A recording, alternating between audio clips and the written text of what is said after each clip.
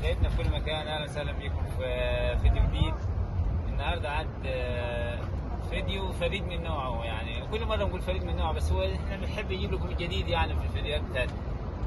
نجيب لكم خيام، مش عايزين الصحراء بتاعت مصر كده حاجه، ولا نقول سواحف ولا سلاحف ولا حنوش ولا اي حاجه. ممكن تعمل هنا وتفتح هنا.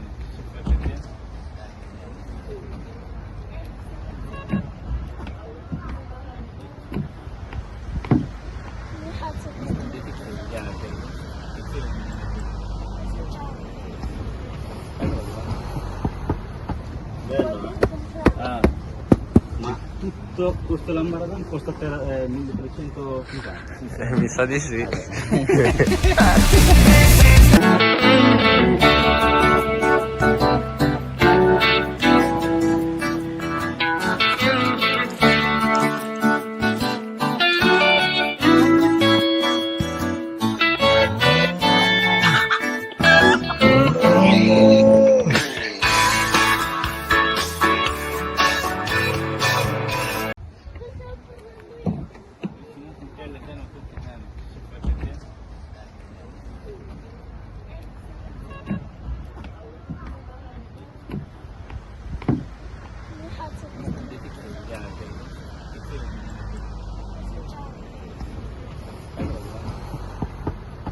Bello, ah. ma tutto questo lambaradàn costa 1350. Mi sa di sì.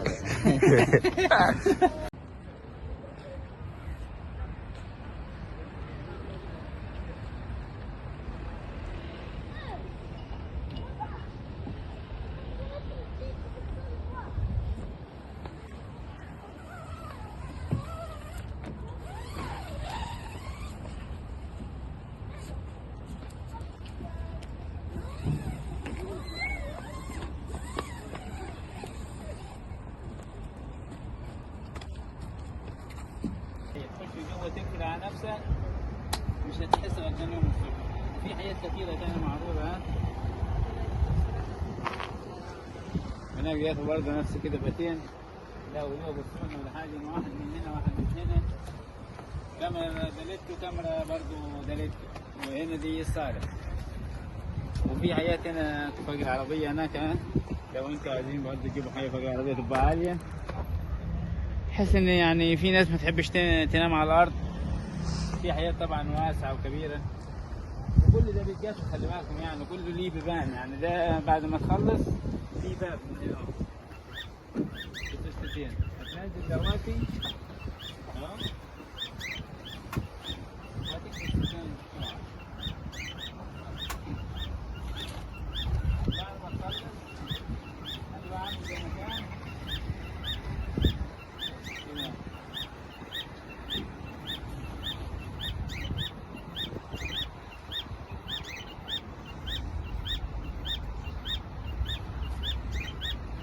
حاجات حلوة ونظيفة وعايزة الناس الفاضية.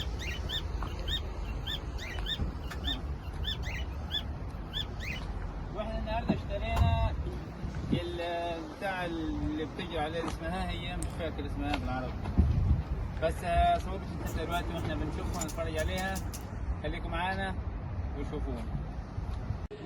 Questa è la chiavetta, la puoi attaccare con la mollettina alla camicia se uno ha paura di cadere. Appena si stacca. Esatto.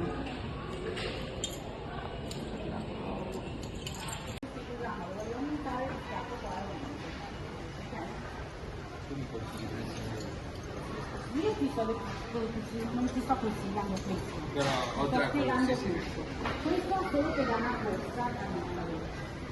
Già se andiamo a quello là, quello si alza una pendenza di 10%. Ok? E quindi diventa come un tapivolano finale, però sempre compatto come questo. Questa è la gamma dei compatti, poi scelgo io cosa voglio fare. Se voglio solo camminarci sono i primi tre. Se voglio già camminarci e correre in pianura, se voglio già aumentare la funzionalità di un attrezzo completo, compatto ma in pendenza vado a prendere. Se io ti devo consigliare ti consiglio questo perché sei giovane, quindi sicuramente non ti appuntisci poi di correre e basta. Qui cosa fai? Puoi scegliere un programma in pendenza facendo più fatica. Quindi facendo più fatica pensi più, così praticamente sto andando a 4 km orari. Ok? Ti faccio vedere già andando a 5 come veloce. Ok? Va bene, camminate rapido. Vedi che è anche molto silenzioso, adesso perché sto andando tutto questo, però già.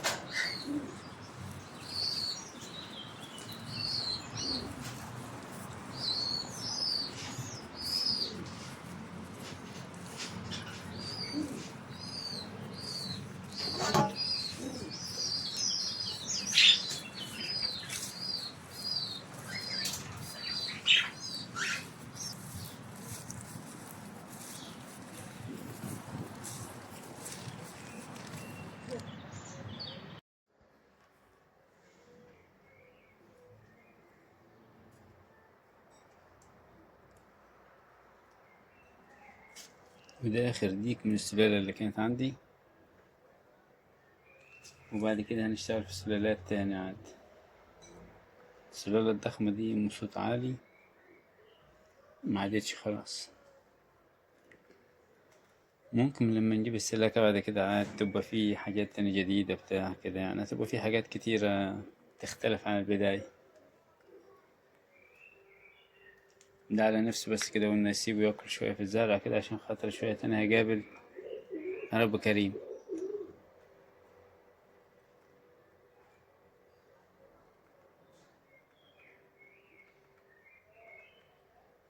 خلصت يا عم ولا لسه؟ محضر الكرتون على هناك. بس في فرق بين اللي عايش جوا البيت وفي فرق بين اللي عايش برا.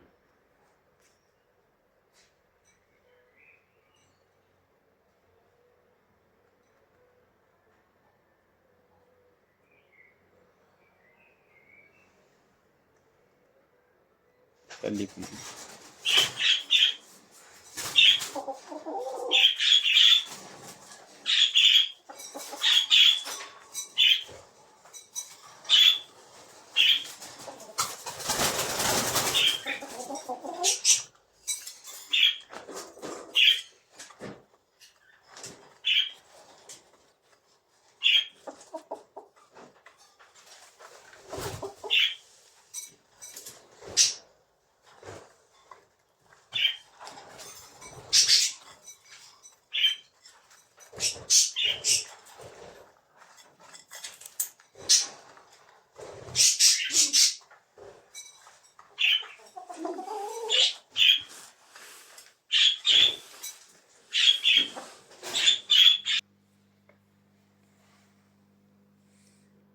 طبعا هنا جبنا حوض سمك عشان خاطر نبتدي نربي سمك.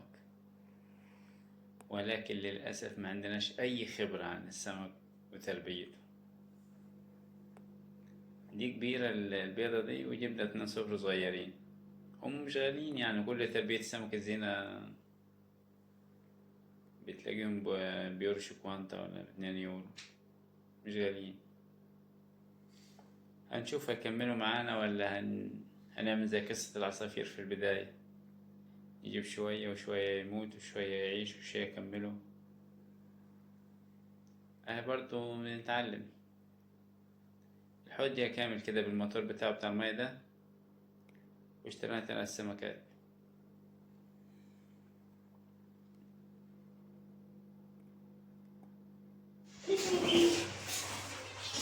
Ma troppo grande quello.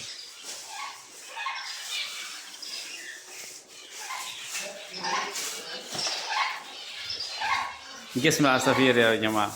How are you today?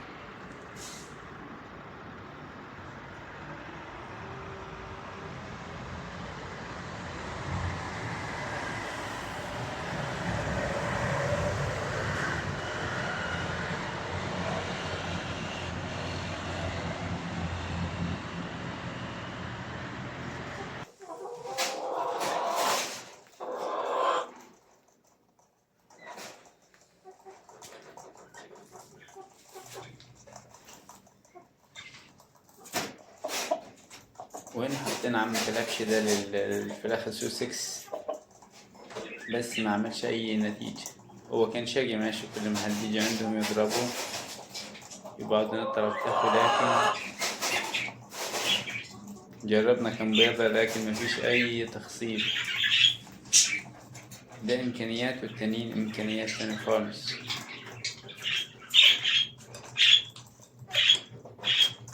فده مش هيكمل معانا.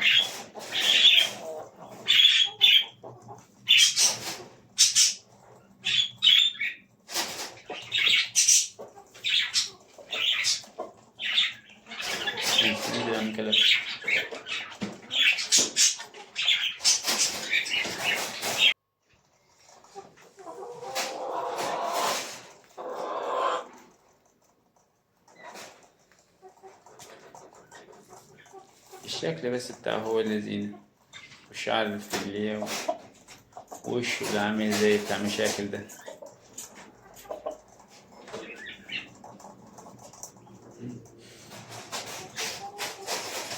كان نفسي اشوف الرصة اللي هتطلع منه هو الفراخ السوسكس ايه هي.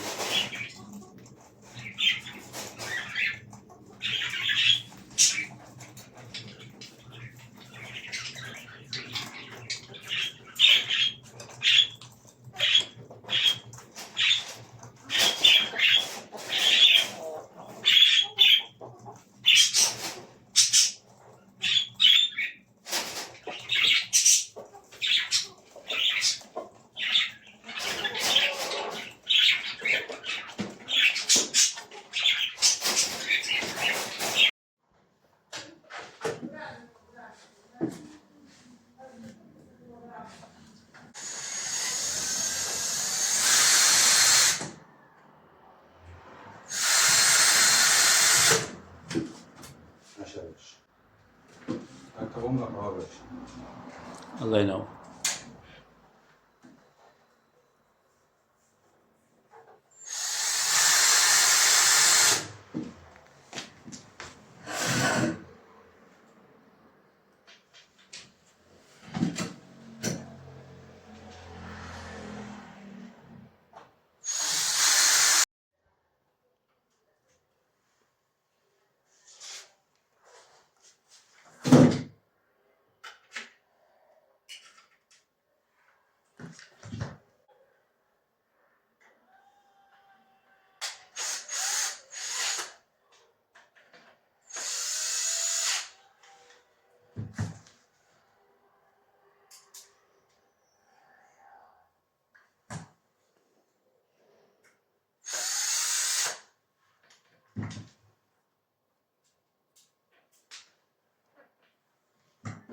هنا احنا بنجمع الكاميرات عشان نشوف الناس اللي برا.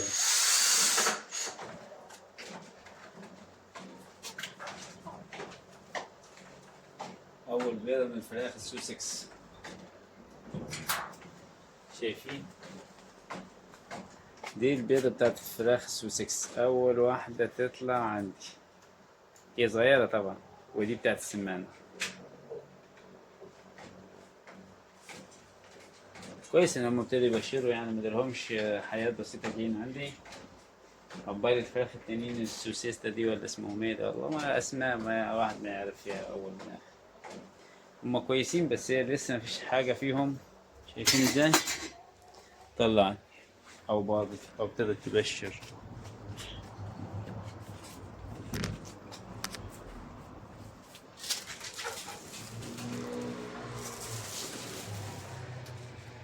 نفسي كده ألاقي واحدة تحتيهم ولا حاجة. فين البيضة اللي زي كده؟ ما عندكم في حاجة؟ طب واحدة كده بس، حتى عشان يبقى الفلوس اللي اتدفعت. مفيش. بس كويس يعني إن في حاجة ابتدت تبشر. أنا حاطط الديك اللي هو نوعية دي مع سوسكس، بس ما أظنش إن ده هيطلع منهم رصة تاني ده. نخليه كده شوية معاهم وبعد كده أشوف. لحد ما تيجي عملت اوردر لسلاكة، سلاكة للسمان، وعملت اوردر للسلاكة للفراخ، عشان خاطر ان الفراخ لما تبقى مطلوقة زي كده مش هتبقى كويسة عندي.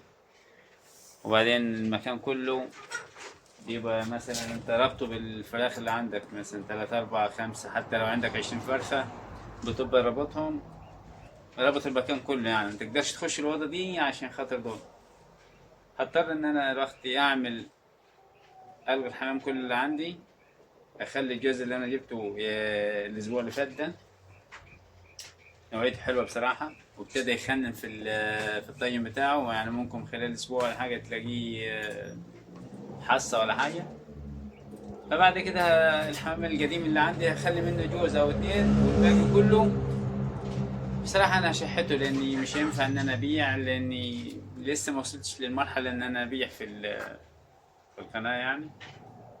بعدين عشان تبيع وتوصل وتعمل مش هيجيب تكاليف. انا ابيعه بس بحيث ان انا يعني يوفر لي الاكل بتاعه لحاجة تاني، اللي انا جابه جديد للسمان. السمان كده كده بيبيض على طول. يعني جزء الحمامة والجزئين 3 اللي هم بيطلعوا مثلا كل فترة، طالما هو مطلوب مع الفراخ زي كده ما بتلاقيش يديك انتاج زي اللي هو محبوس في السلاكة.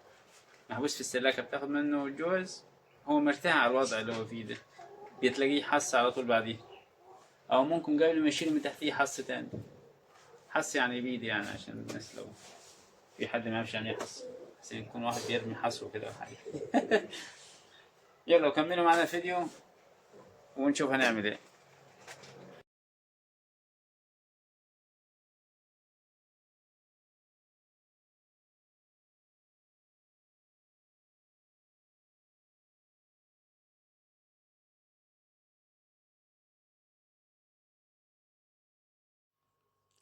واخش انام، واشوفكم في الفيديو القادم ان شاء الله يا جماعه.